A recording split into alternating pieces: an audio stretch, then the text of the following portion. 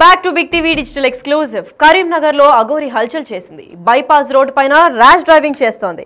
అయితే దీంతో అక్కడ అఘోరి కారు వెంటపడ్డారు అక్కడున్న స్థానికులు. వాహనదారులకి ఇంకా అఘోరి మధ్య ఇటీవలే ఇక్కడ వాగ్వివాదం మొదలైంది. దాంతో తోపులాటలో అఘోరి కారు అద్దాలను మొత్తం పూర్తిగా ధ్వంసం చేసేశారు. వెంటనే అక్కడికి వచ్చిన పోలీసులు కూడా అఘోరిని వెళ్లిపోవాలని వార్నింగ్ ఇచ్చారు. వార్నింగ్ ఇచ్చిన తర్వాత కూడా అఘోరి వెళ్ళకపోతే న్యూసెన్స్ కేసు పెడతామని కూడా వార్నింగ్ ఇచ్చారు. ఎస్, ఈ అఘోరి గత కొన్ని రోజులుగా చాలా వైరల్ అయింది. పైగా ఎక్కడ పడితే అక్కడ ట్రాఫిక్ గొడవలు, ట్రాఫిక్ జామ్స్ ఇవ్వడం వల్ల అవుతుంది. ఎక్కడ పడితే అక్కడ పబ్లిసిటీ స్టంట్ అని అనుకోవచ్చు. ఏదో అంటే ఏదైనా అటెన్షన్ సీకింగ్ కోసం ఈ అఘోరి వేసిన స్టంట్లని మనం చూస్తూనే ఉన్నాము. అసలు ఏంటి ప్రతిరోజు ఒక కొత్త న్యూస్ ఈ అఘోరి వల్ల వస్తుంది. అయితే కరీంనగర్లో ఇటీవలే హల్చల్ చేసింది అఘోరి. అసలు ఎందుకు చేసింది, ఏంటి, ఆవిడ కారు అద్దాలు ధ్వంసం అయ్యేలాగా వాగ్వివాదం ఎందుకు, ఆ స్థాయి దాకా ఎందుకు తీసుకుంది అని చెప్పి అసలు దీనిపైన అంటే ఈ ఇన్సిడెంట్ పైన పూర్తి వివరాలు ఇవ్వడానికి మా ప్రతినిధి శ్రీనివాస్ కరీంనగర్ నుంచి ఇస్తారు. అంతకుముందు ఒక బైట్ ఉంది, ఆ బైట్ ఒకసారి చూద్దాం. అసలు అఘోరి ఏంటి, ఆ గొడవ ఏం స్టార్ట్ అయింది, అసలు అఘోరి ఏం మాట్లాడింది ఒకసారి విందాం.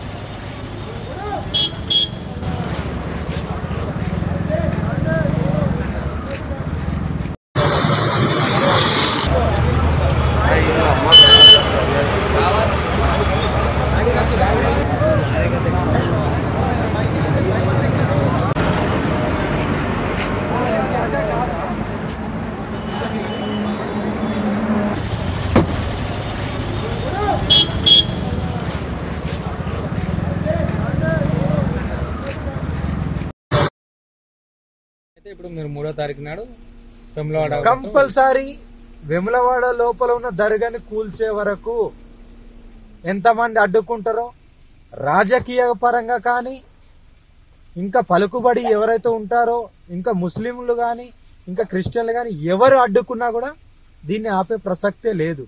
అది తీసేయాల్సిందంటే తీసేయాల్సిందే. మేం పోయి ఏదో మసీదులో కొట్లాడతలేము, మా గుడిలో మేము కొట్లాడుతున్నాం.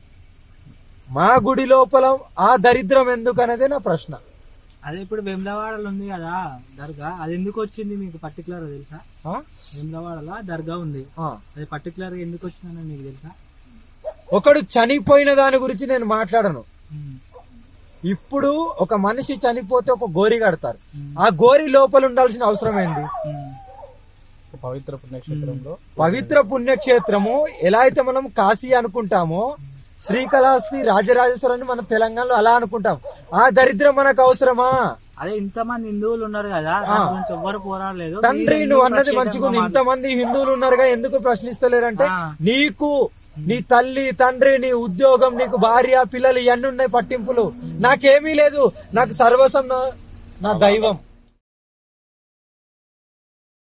ఇదే ఘటన పైన అంటే కరీంనగర్ లో అఘోరి హల్చల్ చేసింది. దీనిపైన మరింత సమాచారం ఇవ్వడానికి మా ప్రతినిధి శ్రీనివాస్ లైన్ లో ఉన్నారు. శ్రీనివాస్, చెప్పండి, కరీంనగర్ లో అఘోరి మళ్ళీ హల్చల్ చేసింది, అసలు దీనిపైన పూర్తి వివరాలు ఏంటి?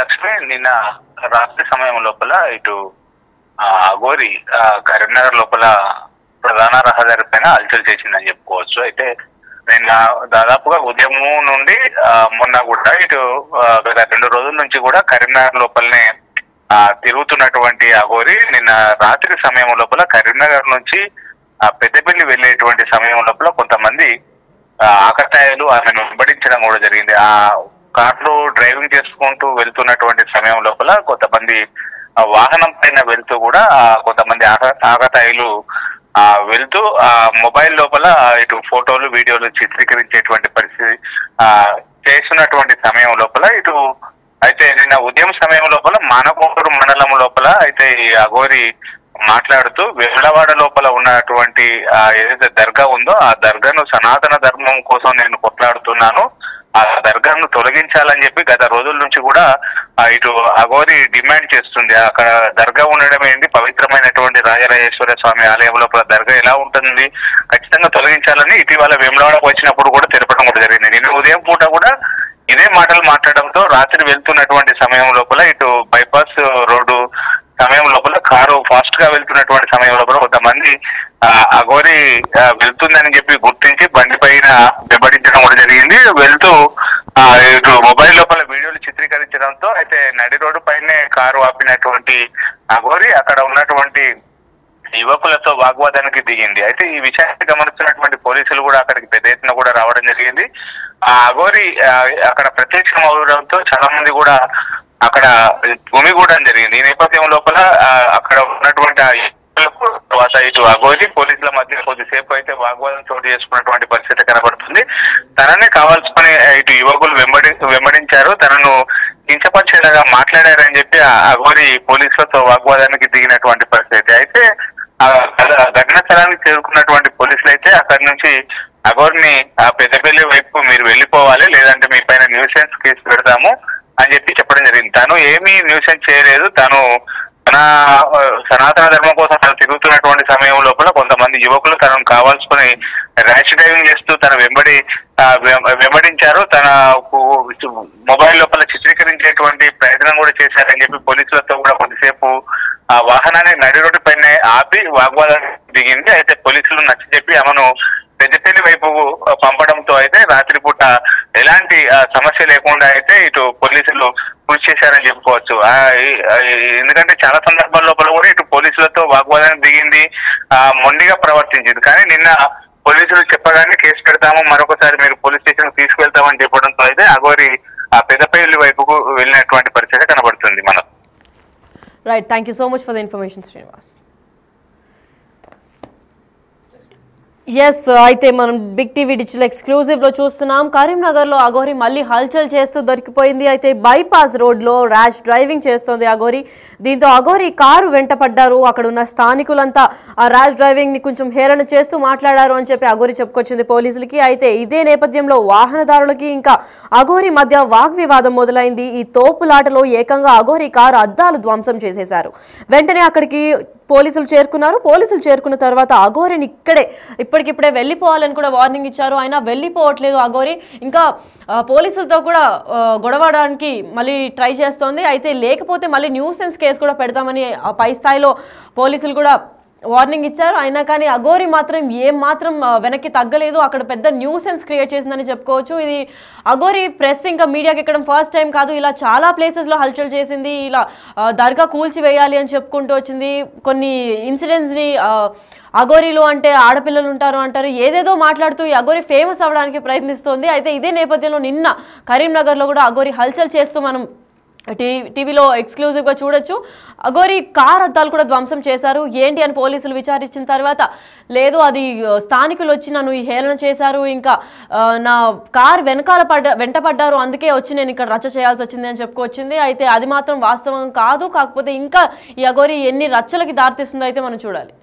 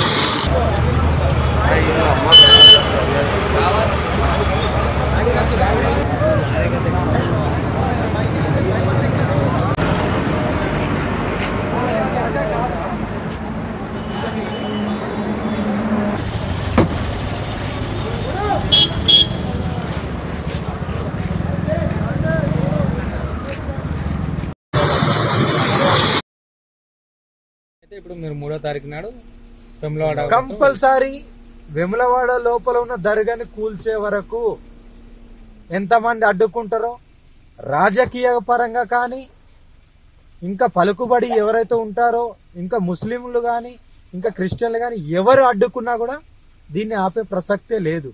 అది తీసేయాల్సిందంటే తీసేయాల్సిందే. మేం పోయి ఏదో మసీదులో కొట్లాడతలేము, మా గుడిలో మేము కొట్లాడుతున్నాం. మా గుడి లోపల ఆ దరిద్రం ఎందుకు అనేది నా ప్రశ్న. అదే ఇప్పుడు వేములవాడలో ఉంది కదా దర్గా, అది ఎందుకు వచ్చింది మీకు పర్టికులర్ తెలుసా? వేములవాడలో దర్గా ఉంది, అది పర్టికులర్ గా ఎందుకు వచ్చిందని మీకు తెలుసా? ఒకడు చనిపోయిన దాని గురించి నేను మాట్లాడను. ఇప్పుడు ఒక మనిషి చనిపోతే ఒక గోరి కడతారు. ఆ గోరి లోపల ఉండాల్సిన అవసరం ఏంది?